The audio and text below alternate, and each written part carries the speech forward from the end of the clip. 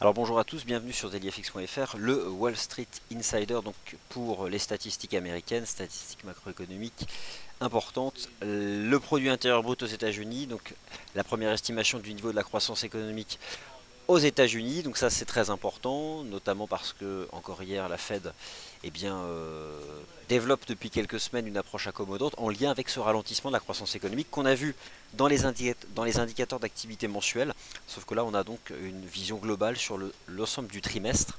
Alors le premier trimestre c'est janvier, février, mars, hein, donc là on a déjà fait avril, on a déjà entamé le second trimestre. Il y a un thème qui commence à apparaître sur les marchés, c'est le ralentissement de la croissance économique US, voire pour certains économistes la récession, donc on aurait deux trimestres consécutifs avec un ralentissement du taux de croissance, on n'en est pas là. Mais ce qui est certain, c'est que le dollar US est sur un niveau critique en l'état. Depuis hier, il met sous pression ce niveau critique, le dollar US. Mais voilà, le chandelier journalier n'est pas terminé. La session US s'ouvre maintenant, la session FX US. Nous avons eu la session asiatique qui a essentiellement acheté du yen, la session européenne qui a vendu du dollar. Reste que les patrons, ce sont les traders FX aux États-Unis et c'est eux qui décideront d'enfoncer le clou ou au contraire de payer le dollar américain à l'image de ce qui avait été fait ici le 15 mai 2015. Donc vous avez à nouveau sous les yeux ici le graphique de l'US dollar index de FXM, DXY, sur son niveau important. Bon bah voilà, on en parle depuis assez souvent, vous connaissez par cœur je pense. Si on prend un peu plus de recul en compressant le prix, alors, au passage vous avez eu l'avertissement sur les risques liés au trading et en même temps au passage, je ne propose pas de stratégie de trading là, on n'est vraiment pas là pour ça. On est là pour voir le chiffre. C'est que, enfin, par rapport à vos positions, il faut vraiment gérer votre risque par rapport aux chiffres. Il n'y a pas de day trade, il n'y a pas de session de live trading par rapport à la statistique, c'est pas dans la politique de la maison. Alors, bref, donc voilà où en est le dollar US. Ici, c'était l'euro-dollar à 1,40. C'était le printemps 2014. Et là, c'est l'euro-dollar à 1,04. Et ça, à peu de choses près, ça correspond au 1,1450 de l'euro-dollar, ce support majeur sur l'US dollar index. Alors oui et non, parce qu'en fait, l'euro-dollar, c'est à peu près la moitié, un peu plus, de la modélisation de cet indice devise. Donc plus que jamais, le dollar US est dans un range depuis 2 semaines entre 94 points et 95,20. Voilà, potentiellement, il la sortirait par le bas. Bon, vous connaissez le topo. Donc ce qu'on va faire, c'est qu'on va regarder les chiffres. Ils vont tomber. On va voir, il y a plusieurs cas de figure en fait. Concrètement, le ralentissement de la croissance économique aux États-Unis, vu les indicateurs d'activité récemment publiés, c'est pas une surprise. On sait que ça ralentit au T1. Donc, au final, si le marché, si le consensus ressort conforme, si le chiffre ressort conforme au consensus, 0,6 ou 0,7, ça dépend de la source, peut-être est-ce déjà pricé dans la hausse de l'euro-dollar. Par contre, un chiffre en deçà, donc inférieur à 0,6, voire négatif, ça ne serait pas dans les cours. Et une bonne surprise ferait passer l'euro-dollar, clairement. Non, la vraie question qu'on se pose, c'est si le chiffre est conforme, est-ce que cette information se trouve déjà dans les prix? Et là, c'est de toute façon, c'est impossible de savoir. On le saura en fonction de la réaction du marché. Donc, on va regarder les paires majeures. N'oubliez pas aussi l'importance de l'once d'or aujourd'hui. C'est ça passe ou ça ne fait rien. Ça fait 2 mois que le gold est dans un range. Il s'essaye aujourd'hui à une extraction haussière, mais c'est la clôture de la session US qui fera le marché. Donc c'est toujours pareil. Hein. C'est pas la clôture de la fin de session asiatique, c'est pas la clôture européenne. C'est toujours le beau chandelier journalier finalisé sur du 22h, 23h qui donne le tempo. Et c'est même souvent d'ailleurs maintenant le cas sur les indices boursiers de la zone euro. Hein. C'est-à-dire que bon, à 17h30, on n'a que la moitié de la session US. Donc généralement, il faut se méfier de l'information que donne le chandelier D1 de la clôture européenne. Donc voilà, ça ce sont les différents cas de figure. Au passage, à 14h30, ça sera un peu noyé dans la publication du PIB. Mais il y a aussi la publication de l'indice des prix PCE, donc c'est un indice des prix connu. Je vous remontre ici le site de la Réserve fédérale. On va juste basculer, aller rapidement là-dessus. Puis vous allez donc ici sur les projections macroéconomiques de la Fed. Et lorsque vous regardez la ligne qui détaille les anticipations d'inflation, elle mentionne bien le PCE. Donc c'est pas l'IPC, hein, c'est pas l'indice des prix à la consommation, c'est bien cet indice des prix. Et aujourd'hui, donc, il est actualisé au même moment que le produit intérieur brut. Donc ça a aussi son importance. Il y a deux chiffres au fond à suivre aux États-Unis cet après-midi. Donc moi je ne présage de rien. L'euro-dollar était sur support hier, il est sous résistance, 13,50, ligne de tendance baissière. Bon, voilà, on verra bien.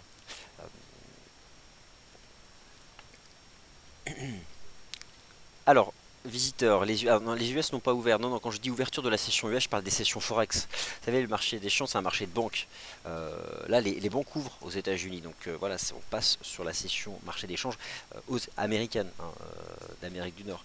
La session de Londres, la session américaine, la session asiatique. Non, non, Wall Street ouvre bien à 15h30 de Paris. Donc là, le marché spot, pas le futur, hein, mais le marché spot, CAC 40, là, comme CAC 40 qui fait 8h55, 17h35, enfin 9h, 17h35, ça ouvre à 15h30 aux États-Unis. Mais là, on bascule sur la session américaine. Alors on est à ouverture on est toujours en plein cœur de la session européenne, les banques européennes sont bien ouvertes là, et puis là les banques US ouvrent, donc voilà, on a un regain de liquidité, etc. etc.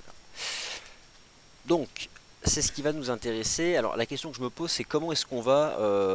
quel actif on choisit pour avoir une bonne compréhension de la réaction du marché. Il y a plusieurs choix. Soit l'euro-dollar, qui a l'avantage de composer en grande majorité le DXY, l'indice dollar US suivi chez les fonds, dans les grandes salles de marché, dans tous les grands desks FX, c'est l'US dollar index DXY. Donc c'est l'euro-dollar. Il y a plusieurs possibilités. Soit on va sur de l'euro-dollar, soit je regarde celui-là, soit on se met les deux côte à côte. Bon, on va regarder. Après, bien sûr que cela aura aussi un impact sur toutes les autres paires en dollars. Le GBP USD, l'USD Yen qui est sur un seuil critique. Alors ne vous trompez pas, le repli de l'USD Yen de 111 à 107,50, c'est le Yen qui se renforce. Pourquoi parce que le marché s'est fait piéger par la BOJ, trop de breveurs, trop de bruit, trop d'anticipation et étonnante BOJ, étonnant Aoriko Kuruda. Malgré 15% de baisse de l'USD Yen depuis le début de l'année, bon, la BOJ n'a pas eu la volonté, même dans les mots, de faire remonter l'USD Yen. Elle aurait pu simplement utiliser des mots, non, on n'a même pas retrouvé ça. Donc c'est étonnant. Bon, après, on n'a pas le fond de l'histoire, on n'est pas dans les petits papiers des banquiers centraux, on n'est pas dans la petite maison, on n'est pas en interne, mais voilà. Bref. Donc l'USDN est vraiment sur un seuil critique que je comparerais avec le support majeur du DXY ou avec la résistance des 1,1450 de l'euro-dollar. Donc voilà, on va voir comment ça se passe. Dollar néo-zélandais qui se reprend, attention, ce n'est pas ici l'USD qui chute en partie, mais c'est surtout le statu quo de la Banque de réserve de Nouvelle-Zélande, qui était dans un cycle baissier de ses taux d'intérêt. Hein. Si vous allez sur le site de la RBNZ, vous avez la page qui récapitule le taux OCR, donc c'est l'équivalent du taux de refinancement de la Banque Centrale Européenne, c'est le coût de la liquidité à une semaine. Pas de changement. Pas de changement. Et le marché a été surpris parce qu'il y a eu un décrochage de l'inflation en Australie, on sait que les économies sont liées, et donc on a eu l'effet contraire, d'où la chute de la UDNZD. Bon, ça c'est un autre sujet, on va en reparler. Bon, la UDUSD, de toute façon, honnêtement, on va pas faire de plan sur la comète avant les chiffres, hein, on va en prendre connaissance. USD CAD, je voulais juste vous montrer l'or, pour ceux qui n'étaient pas présents ce matin au Commodities Market Report. Voilà, alors attention, là, franchement, si on était tout de suite, si là on était à 22h, voilà, imaginons on est à la fin de la session US, et si j'avais ce chandelier sur l'once d'or, je serais presque en train de vous dire, fin de la conso, on en est sorti par le haut.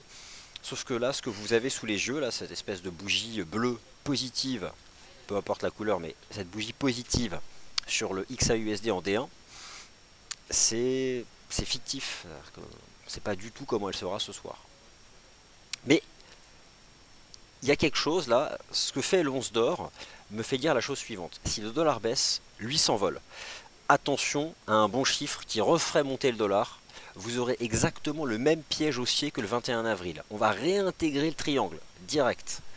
Ce que je veux juste te dire, c'est qu'il n'y a rien à faire sur le gold aujourd'hui, mais que si ce soir la clôture D1 est favorable, franchement, au premier pullback sur le triangle, ça se paiera pour viser plus haut.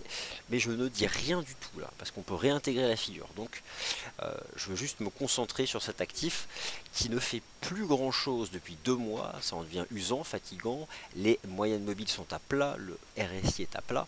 Et puis aujourd'hui, on tente quelque chose. Un jour justement où c'est étonnant parce que l'once d'or a complètement ignoré la Fed hier. Par contre, là, on sent qu'il y a de la vol à l'approche du PIB. Allez, les chiffres vont tomber, donc ce qu'on va faire, c'est qu'on va aller sur l'euro-dollar, ce sera quand même plus simple. Ensuite, on regardera l'once d'or. On va essayer déjà de voir le chiffre. Alors, les détails ensuite du chiffre, hein, il faut aller sur comment dire, l'Institut économique aux États-Unis qui édite donc les chiffres du PIB hein, pour avoir la composition en détail. Là, on n'aura qu'une valeur brute, hein, on va avoir quelque chose d'hyper brut. Le taux de croissance du produit intérieur brut au premier trimestre aux États-Unis. Donc voilà, la prévision, elle est entre 0,6 et 0,7. On verra le chiffre. Je vais peut-être pas me mettre sur le NZD-CAD, mais on va plutôt aller sur de l'euro-dollar. Il est où? Il est là. On va se mettre en H1 et moi je vais regarder, hein. Clairement on va regarder. Donc je laisse ici en H1, je me mets le DXY pas loin et on a les chiffres dans 2 minutes. Je vais regarder donc vos commentaires. Alors tout se joue ce jour sur le dollar US, je suis pas certain, enfin bien sûr que beaucoup de choses se jouent, mais j'ai quand même le sentiment que le marché attend quand même le rapport NFP du 6 mai. Alors c'est pas un enjeu le marché du travail, mais si un jour le marché du travail commence à produire des mauvais chiffres, alors là ça deviendra compliqué. Parce que justement c'est plus un enjeu parce que c'est bon, tous les mois c'est bon, les chiffres du marché du travail. La Fed l'a encore dit hier, l'emploi c'est bon, l'inflation c'est pas bon. Mais si un jour l'emploi se mettait à ralentir, attention au dollar US. C'est pourquoi, avant vraiment de me positionner sur 8 plus semaines sur l'USD, peut-être avoir besoin aussi d'avoir les chiffres du rapport NFP la semaine prochaine. Allez, on rentre dans la phase comme de silence religieux avant le PIB. 1 minute de silence et on attend le chiffre. Non, je plaisante. Allez, je mets l'euro-dollar. Tout est possible. Et un chiffre conforme au consensus, je pense que l'euro-dollar va baisser. Un chiffre supérieur aux attentes, l'euro-dollar va baisser. Un chiffre mauvais, l'euro-dollar montera. Je vois à peu près ces 3 cas de figure, donc voilà. Dès qu'on a le chiffre, hein, c'est parti.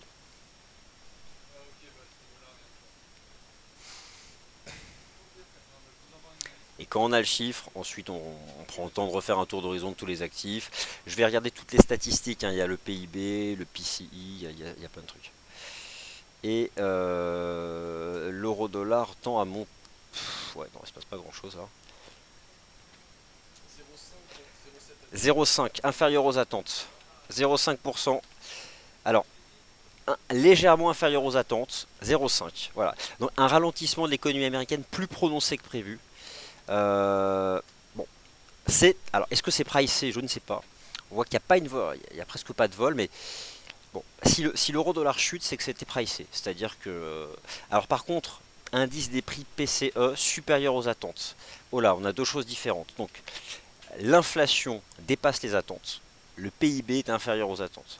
Là, le marché est pris en tenaille. Il y a un bon chiffre du côté des prix, un mauvais du côté de la croissance, et j'ai l'impression que l'euro-dollar choisit plutôt le chemin de la baisse. Alors ce qu'on va faire, c'est qu'on va se mettre sur le DXY, ce sera plus simple. On va regarder comment il se comporte. Ça paye du doll, ça paye légèrement du doll. Enfin bon, il se passe, il y a de la vol, il y a légèrement de la vol. Je vais me mettre en données horaires sur le voici. Donc là, je suis en données horaires, si quand même, le dollar remonte légèrement. Donc je vois deux raisons à cette remontée du dollar qui n'est pas non plus verticale. Hein. La croissance économique effectivement ralentit aux États-Unis, 0,5. On attend les 0,6, c'est inférieur aux attentes. Il y a quand même un indicateur d'inflation qui dépasse les attentes. Au final, on a deux chiffres qui se neutralisent et qui là écrasent la vol. Il n'y a pas de vol. On va dire tant mieux pour les positions ouvertes ou les stratégies de trading. Là, elles ne sont pas menacées. Il n'y a pas de volatilité. Ça reste très réduit. Alors, laissez-moi regarder plus en détail les chiffres. Alors, il y avait bien sûr aussi les nouvelles inscriptions hebdomadaires au chômage aux États-Unis, euh, à peu près conformes aux attentes. Vous regardez le chandelier horaire de l'euro-dollar, il ne choisit pas de direction. Ah, peut-être la direction haussière. Ce qui est important pour l'euro-dollar sur le plan technique, c'est le positionnement vis-à-vis des 1,1350. C'est la résistance, la première résistance. Je suis sur un chandelier H1. Voilà, le marché se cherche. Euh, ok, donc taux de croissance du PIB, estimation 0,5. Et par contre, en effet, je confirme que l'indice des prix, suivi par la Fed, dépasse les attentes. Alors après, il va falloir qu'on accède à davantage de détails. Ça, c'est un travail que je ferai plus tard. Mais voilà. Bon, bah écoutez, on va prendre le temps de faire maintenant un panorama des actifs parce que la vol est réduite. J'ai envie de dire tant mieux. Tant mieux. Alors au final, bon, je garde le DXY ici à gauche. Vous ne le voyez pas, mais je l'ai sous les yeux. Et on regarde les différents actifs. On va jeter un œil à l'or déjà. J'imagine qu'il doit à peu près réagir comme l'euro-dollar. Voilà. La vol est vraiment très limitée. Il y a eu un léger repli du XAUSD parce que en première intention il y a un petit rebond du dollar US. Ça va probablement s'activer peut-être à l'ouverture des marchés spot. Mais voilà, là le marché se retrouve pris en tenaille entre deux indicateurs, un mauvais pour le dollar et un bon, donc au final ça limite la volatilité. Ouais. Mais un indice des prix qui dépasse les attentes. Donc, écoutez, bon, pour l'instant, la volatilité est réduite, donc on a toujours ce scénario de l'once d'or qui tente de sortir par le haut du triangle. Donc, c'est calme, ça permettra de. Voilà, on évite un peu ce qui s'est passé hier avec la Fed. Hein. Ça a balayé un peu. Bon, là, ça a plutôt tendance quand même à vouloir finalement suivre les tendances des dernières heures. Le dollar remonte légèrement, mais c'est vraiment très léger. Bon, ouais, c'est pas. On verra bien en fait comment les fonds aux US, comment vont se positionner les traders FX aux États-Unis par rapport à ça. Mais en tout cas, le ralentissement de la croissance économique aux États-Unis, là c'est pour le coup une réalité. 0,5. On était à 1,4 au trimestre précédent. C'est divisé par 3. Bon, et comme c'est un peu le thème qui monte, de voir la croissance économique US ralentir, voilà. Allez, ce qu'on va faire, c'est qu'on va passer en revue les paires majeures. Et puis ensuite, je répondrai à vos questions. On va regarder les indices boursiers. Et puis voilà, après, s'il n'y a plus rien à dire, il n'y a plus rien à dire. On va pas tricoter. Alors, euro-dollar. Toujours en position d'attente sous 1,1350, ligne de tendance haussière ici. On a depuis 4 heures environ des chandeliers qui tapent 1,1350, mais ça ne passe pas. Bon, on verra à la clôture horaire si on a un signal de trading. Là pour l'instant la volatilité est très réduite, donc il n'y a pas de signal de trading. GBP USD bien orienté, MM20H4, MM20, c'est propre, bon, parfait. USD Yen, il n'y a vraiment pas de... USD Yen toujours sur son support, mais il n'y a pas de vol. NZD USD, bon, toujours pareil. On a repris 0,69. Ouais. AUD USD, bon, écoutez, c'est relativement calme. Relativement calme. Alors, bon, puisque c'est calme, je vais prendre le temps de répondre à vos questions. Au passage, je vous rappelle que après toutes ces statistiques, ces banques centrales, ces déceptions, ces non-déceptions, etc., demain c'est la conférence en ligne FXM. Donc le programme des webinaires est bouleversé. Je vous donne le lien ici pour vous inscrire. Donc ça se passe ici même, hein, là où vous êtes. Tout un tas de choses. D'abord, la fameuse monnaie hélicoptère, les banques centrales, tout ce qu'elles pourraient faire en plus. On reçoit donc Mathieu Muchery, directeur des études économiques de BNP Paribas Cardiff, Caroline Demanine, sur bien choisir son marché selon son mental. Entre 12h et 13h, j'ouvre le Trading Analytics, je saisis mon identifiant, le mot de passe de mon compte réel et vous allez tout voir. Depuis le début du compte, comment ça s'est passé au niveau de la rentabilité. Et puis derrière, j'ai tout un tas d'enseignements que j'ai rassemblés, des erreurs de trading, où s'améliorer, qu'est-ce qui compte, voilà, mon expérience, qui d'abord part de l'analyse pour le trading en réel. Donc ça, je livre tout demain entre 12 et 13, une session de scalping sur le DAX, un point de marché par Aziz Zedji, et enfin vous allez découvrir les fameux gérants d'AlphaZone, gérants qui agissent je dirais, en discrétion, qui sont en poste et qui via Twitter diffusent de l'information professionnelle, mais vous allez au moins entendre leur voix, à défaut de les voir ou de savoir qui c'est. Donc ça c'est demain, à partir de 9 heures. Alors je vais revenir sur l'euro-dollar, qui pour le coup se cherche. Clairement l'euro-dollar se cherche. Alors l'idée c'est, avec l'arrivée des traders dans la salle de marché US, qu'est-ce qui va prendre le dessus? La croissance économique ou... Ce qui serait intéressant de savoir, c'est pourquoi la croissance économique ralentit. Mais ça, il faudrait que j'aille voir en détail les chiffres. Donc ça, j'irai voir ça tout à l'heure.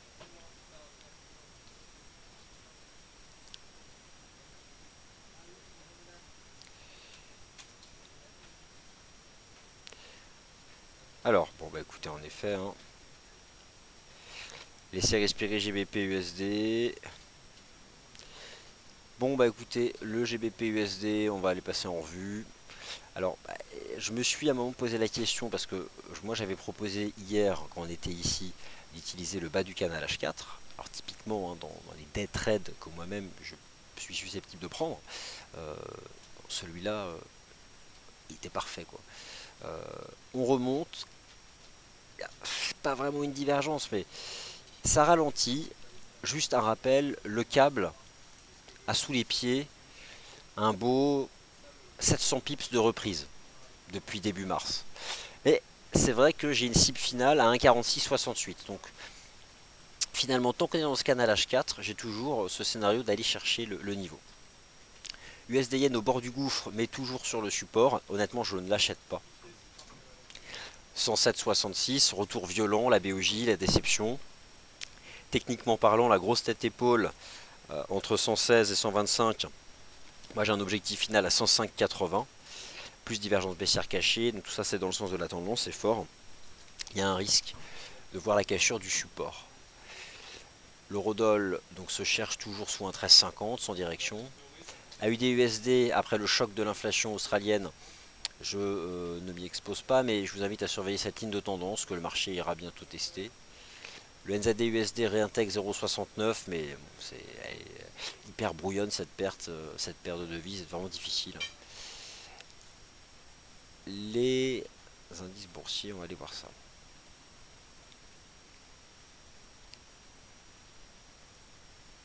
Alors le pétrole, on va aller voir le pétrole.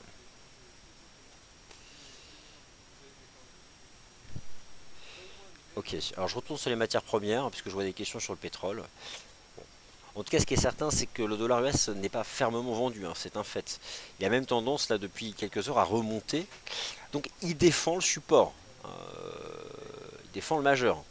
Euh, Là, je vous remontre un chart daily de l'indice. Alors attendez, je me suis mis en horaire, on va se remettre en daily. Hop.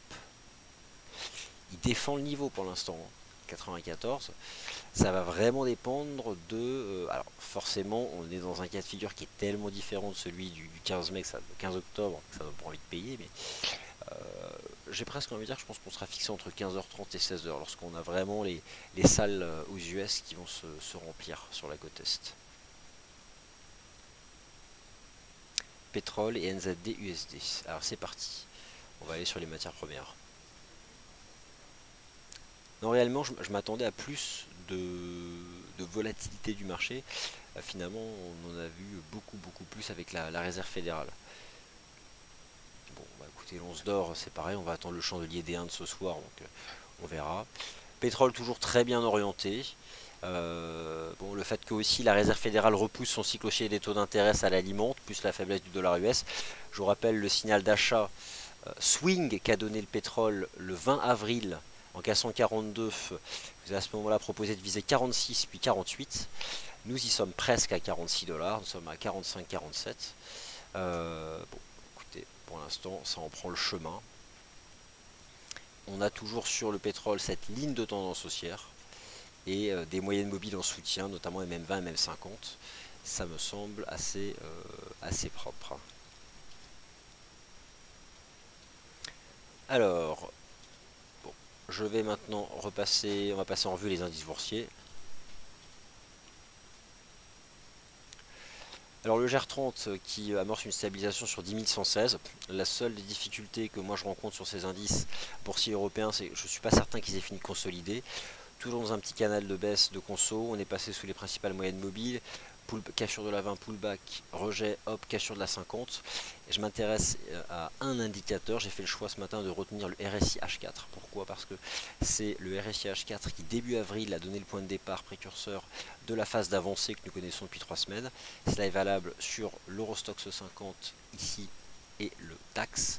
Donc il y a encore un peu de potentiel de baisse du RSI H4 qui a besoin déjà d'atteindre la zone puis de proposer des diffs. Donc pour le moment on peut très bien dériver à plat sur le support, hein, mais il faut laisser l'indicateur se dégonfler, donc je n'y reviens pas tout de suite en tout cas. Le bout on en a déjà parlé. Les indices US sont le SP500 exactement au même prix que le 14 avril. Il a été un peu servi hier par la Fed, là il a tendance à retomber. 2075 premier support, MM20 jours. Bon, on est sur un support, mais c'est plus complexe parce qu'on est à l'approche des sommets historiques. Il y a eu quelques mauvais résultats. Alors on sait qu'Apple a pesé sur la tendance. Puis à la Fed. Le Dow toujours en train de travailler les 18 000 points. Forcément, personne n'est à l'aise actuellement avec le niveau qu'ont atteint les indices US après 2 mois de rebond. Mais en même temps, ça fait 2 semaines qu'ils se cherchent. Donc il n'y a pas non plus là une grande volatilité. Je vais repasser sur le marché des changes. Et on va faire de l'USD4 et de l'eurodoll, puisque c'est ce que vous me demandez. Alors l'eurodoll, incapacité de l'euro-dollar, me dit Visiteur, à dépasser un 13,50. Ça, c'est une réalité. Je prends les 4 derniers chandeliers horaires, allez même les 6 derniers chandeliers horaires, j'ai 6 mèches hautes, 6 tentatives de cassure de la résistance, 6 échecs. Donc oui, forcément, 6 chandeliers consécutifs qui tentent de casser un 13,50 et qui échouent, c'est pas un signal d'achat. Mais en même temps, c'est une résistance. Et en effet, tant qu'on est sous un 13,50, regardez, moi j'ai une compression comme ça sur l'eurodoll, espèce de wedge, on peut tracer quelques lignes de tendance, il y a tout un tas de choses. Bon, mais sous un 13,50, en clôture H1, en effet, le marché n'ira pas au-delà. C'est-à-dire qu'il y avait 2 scénarios que défendaient les investisseurs, soit l'envolée à 1,14, soit la chute à 1,13, voire un 12,50. Eh bien, personne n'a été servi. L'eurodoll n'a pas bougé. 10 pips, 15 pips de vol. Par contre, il reste au contact des 1,1350. Le fait qu'on soit sous résistance et qu'il n'y ait pas de rejet, bon, ça donne quand même un peu raison, je dirais, à la phase haussière en place depuis le 24 avril. Mais en même temps, elle ne se prolonge pas parce que les 1,1350 ne sont pas brisés. L'USD CAD poursuit son mouvement baissier. Par contre, il travaille un support à 1,2562 qui était en fait la cible que j'envisageais depuis la cassure des 1,28. C'était combien? C'est 1,2830, hein, c'était le plus bas du 15 octobre. C'était à la base l'objectif de cours final que je m'étais fixé. Mais au fond, je me dis que la tendance est baissière. 1,2562, là on vaut 1,2570, donc on travaille le support, on l'a pas brigué. On verra. Le bémol c'est quoi? On est un peu loin des MM20. Et MM20 qui dit bien la tendance baissière depuis le début de l'année. Pour l'instant, on a atteint le support, mais là, si on bloque le chandelier D1, on ne l'a pas cassé. Donc, il est sur ce niveau. Jusqu'à preuve du contraire, les supports ont tendance à être enfoncés sur ce marché. Mais pour l'instant, on tient le niveau. Alors, je vais me remettre sur l'euro-dollar. Bon, l'euro-dollar, le dollar US remonte un peu. Euro-dollar reste sous un 13,50. Donc, pas pour l'instant, l'euro-dollar n'ira pas plus haut. Non, en effet, visiteur, l'euro-dollar, c'est pas l'euphorie à l'achat, c'est pas l'euphorie à la vente non plus. Hein. C'est-à-dire que si vous prenez l'eurodoll depuis le 22 avril, si vous prenez l'eurodoll depuis vendredi dernier, on est passé de 1,12 à 1,1350, 150 points. Et là, le marché, il bouge plus. Donc c'est en effet pas l'euphorie à l'achat, mais il n'y a pas non plus de vendeurs agressifs. Je pense que, bon, voilà, ça se cherche encore aux US, là, dans les salles. Ça va bientôt prendre une décision. Je pense pas que ce chandelier horaire, je pense pas qu'on soit au même prix à 16 heures ou à 17 heures sur l'euro dollar.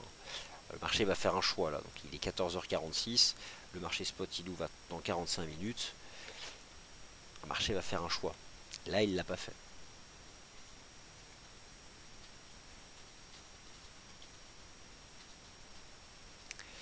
Ok.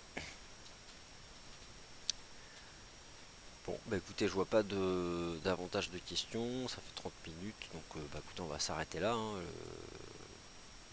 Voilà, ralentissement effectif de la croissance économique aux US, mais un chiffre de l'inflation qui bat le consensus, le marché se cherche, Eurodol toujours sous un 13,50. À suivre, donc cet après-midi. 16h30, les stocks de gaz naturel. 17h, l'indice d'activité de la réserve fédérale de Kansas, de je sais pas quoi d'ailleurs. Bref, d'une réserve fédérale régionale, c'est une statistique de second rang. Et voilà. Merci d'avoir suivi le webinaire. Le prochain point de marché, c'est à 17h30, la closing bell. Justement, là, je pense qu'on aura une direction claire prise par le dollar US. Merci beaucoup et à tout à l'heure sur DailyFix.